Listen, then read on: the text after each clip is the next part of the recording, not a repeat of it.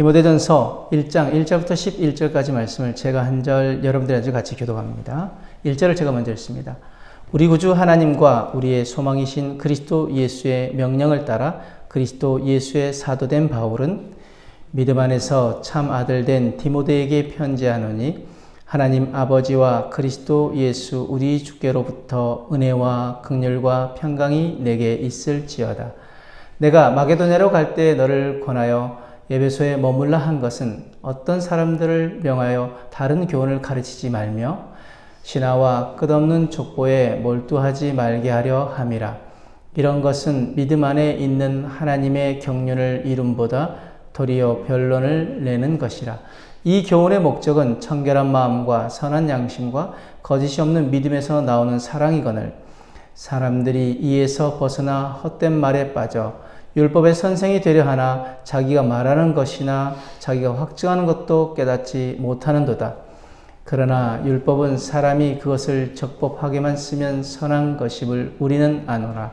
알 것은 이것이니 율법은 옳은 사람을 위하여 세운 것이 아니요 오직 불법한 자와 복종하지 아니하는 자와 경건하지 아니한 자와 죄인과 거룩하지 아니한 자와 망령된 자와 아버지를 죽이는 자와 어머니를 죽이는 자와 살인하는 자며 음행하는 자와 남색하는 자와 인신매매를 하는 자와 거짓말을 하는 자와 거짓 맹세를 하는 자와 기타 바른 교훈을 거스르는 자를 위함이니. 함께 읽습니다.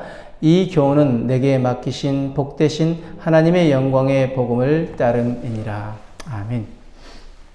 오늘 말씀의 내용은 바울이 믿음의 아들인 디모데에게 에베소 교회에 들어온 다른 교훈의 확산을 막으라고 명하며 다른 교훈의 문제점과 그리고 바른 교훈의 본질을 설명하고 있는 내용입니다. 그래서 오늘 말씀을 통해서 우리는 무엇을 깨달아야 할까요?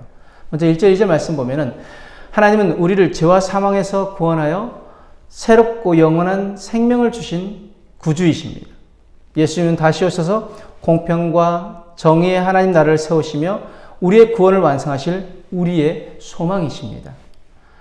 하나님 아버지와 예수 우리 주님은 우리에게 사명을 맡기셨고 믿음 안에서 새로운 영적 가족관계를 맺게 하시며 우리의 삶을 은혜와 평강으로 채우십니다. 삼위 하나님의 구원과 약속, 명령과 지원이 우리의 삶을 형성하고 유지하고 확장하게 됩니다. 이것이 바로 하나님 안에 새로워진 우리의 정체성입니다. 그런데 왜 그리스도인들이 능력이 없이 세상 가운데 휩쓸려 갑니까? 그것은 그리스도인의 정체성을 잃어버렸기 때문입니다. 하나님 자녀의 정체성을 잃어버렸기 때문에 세상을 미혹하는 마귀에게 휘둘리는 것입니다. 우리는 마귀에게 미혹당하지 않고 세상에 휩쓸려 떠내려가지 않기 위해서 말씀의 뿌리를 단단히 받고 흔들리지 않는 믿음으로 서야 될 줄 믿습니다. 골로새서 2장 6절 7절 말씀에 그러므로 너희가 그리스도 예수를 주로 받았으니 그 안에서 행하되 그 안에 뿌리를 박으며 세움을 받아 교훈을 받은 대로 믿음에 굳게 서서 감사함을 넘치게 하라. 아멘.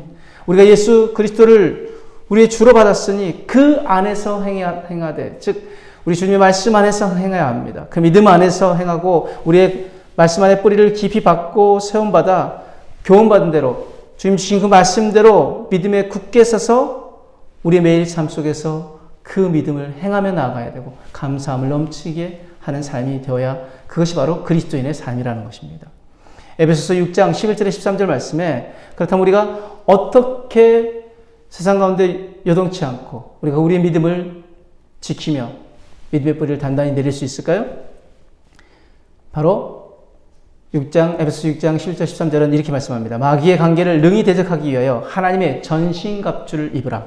우리의 씨름은 혈과 육을 상대하는 것이 아니요 통치자들과 권세들과 이 어둠의 세상 주관자들과 하늘에 있는 악의 영들을 상대함이라. 그러므로 하나님의 전신갑주를 취하라. 이는 악한 날에 너희가 능히 대적하고 모든 일을 행한 후에 서기 위함이라.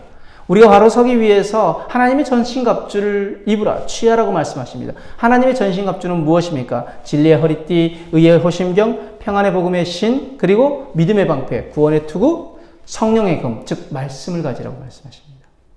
다른 모든 무기들은 모든 것들은 방어구입니다. 유일한 공격무기 무엇입니까? 성령의 검, 즉 말씀입니다.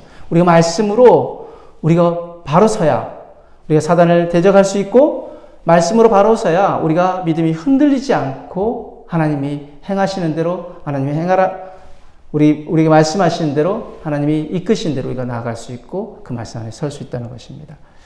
3절부터 11절 말씀 보면은 하나님의 말씀, 즉 율법을 근거로 삼는 교훈이라 해도 그 중에 바른 교훈이 있고 다른 교훈이 있습니다. 에베소 교회에 들어온 다른 교훈은 오늘 말씀하신 대로 신화와 끝없는 족보 이야기입니다. 이는 주로 구약 성경을 우화적 상상력으로 해석한 것인데 가르치는 사람도 스스로 납득하지 못할 내용입니다. 율법의 목적이 무엇입니까? 그것은 바로 마음을 깨끗하게 하고 양심을 맑게 하며 믿음을 순수하게 하여 사랑의 사람이 되려 하는데 그 목적이 있습니다. 그런데 다른 교훈은 사람들 사이에서 논쟁만 부추기고 사랑에서 이탈되게 만듭니다.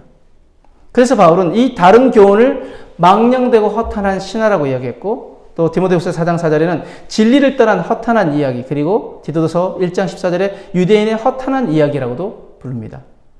사랑에서 떠나게 하고 의미 없는 논쟁만 나는 교훈은 바른 교훈이 아닙니다. 교회는 바른 교훈과 다른 교훈을 분별할 수 있어야 하고, 말씀을 가르치는 사역자들은 반드시 다른 교훈의 확산을 막아야 합니다. 바울이 디모데를 에베소에 머물게 한 것도 바로 다른 교훈으로부터 그 에베소 교회를 지키기 위함이었습니다. 교회 공동체는 다른 교훈, 특히 이단의 교리가 틈타지 못하도록 분별하고 걸러내야 합니다. 그런데 왜 사람들이 말씀을 분별하지 못하고 이단에 빠질까요?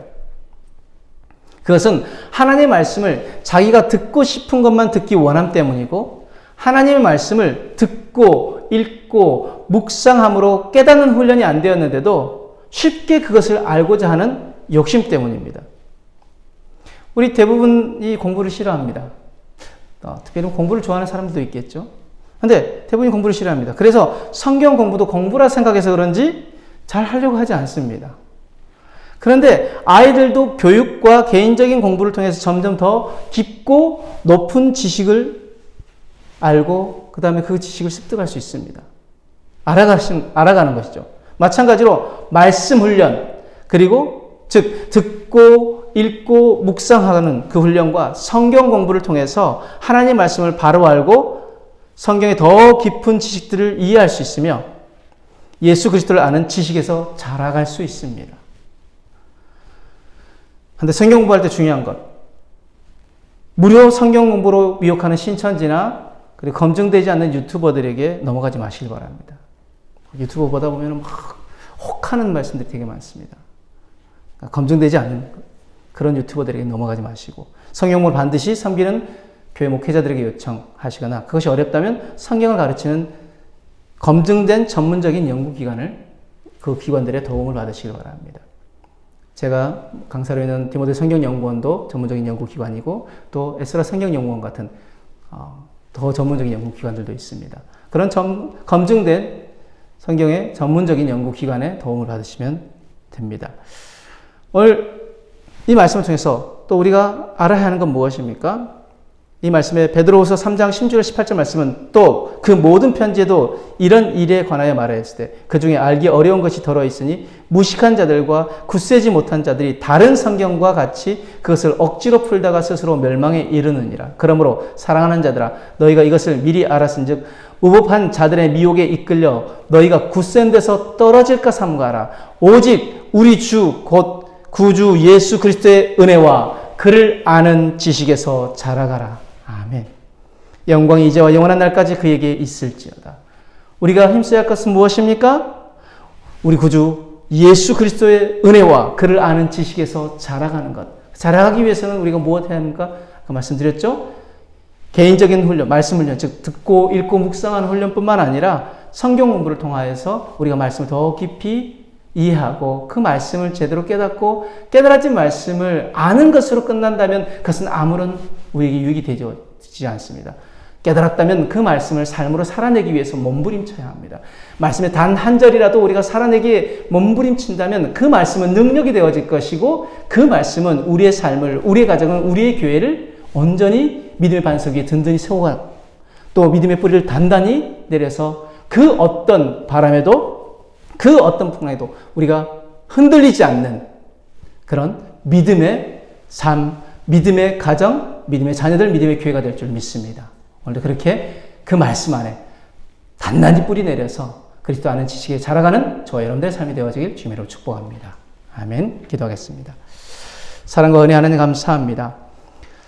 우리가 이단에 미혹당하지 않고 마귀에게 휘둘리지 않기 위해 말씀의 뿌리를 단단히 받고 흔들리지 않는 믿음으로 서게 하시며 그리스도의 은혜와 그를 아는 지식에서 자라가게 하여 주옵소서. 감사하며 예수님 이름으로 기도드렸습니다. 아멘.